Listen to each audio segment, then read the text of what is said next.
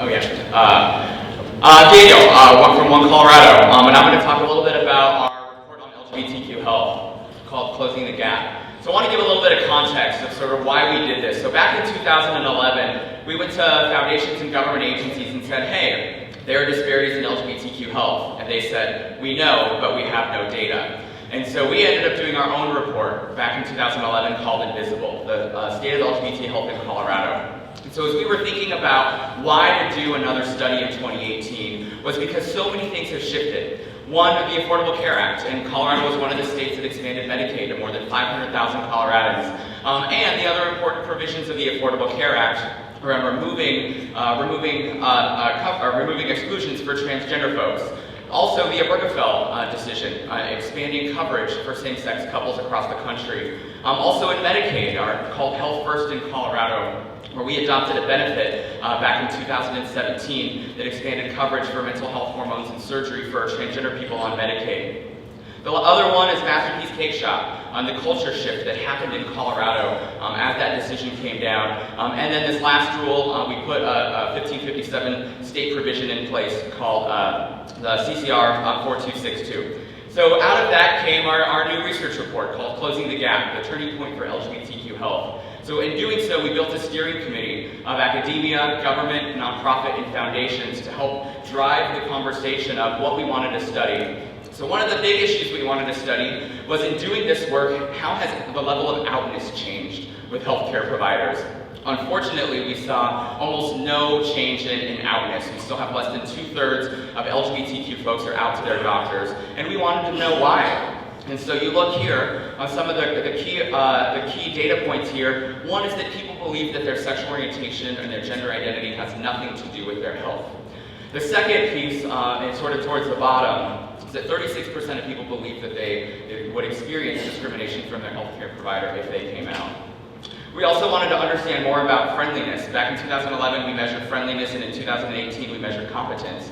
Only half of the people who took the survey said they had a competent provider, and this has significant mental health implications. Because one of the things that happen here when we look at wellness, or how often you go to the doctor, is if someone has a competent provider, they're more likely to go and get a wellness exam, to get an STI test, to get an HIV test. And so when you look also at where or how this impacts their overall health, and looking at their personal health and well-being, we found that the LGBTQ community is diagnosed with anxiety or depression at a rate 3 times higher than the general population. You think about suicide contemplation at a rate 3 times higher for LGBTQ population and nearly 7 times higher for the transgender population.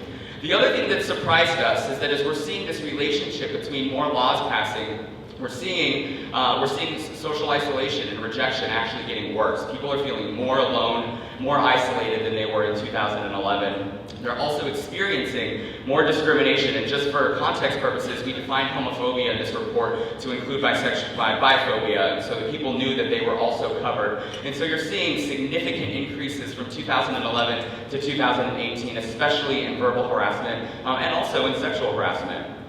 The last component of our report was focused on access to gender-affirming care. So we asked, does your health plan cover the services that you need? And what's most startling here is looking at the yellow piece, is that many folks don't actually know.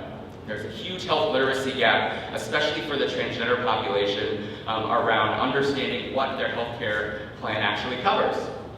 And the other piece is we talked a lot about the identity documents work. We wanted to know how have people changed their identity documents, if at all. And what to look at here is the red piece, that 32% of trans folks said that that none of their IDs are correct with their name, and that over almost half said that their gender is not correct on any of their identity documents.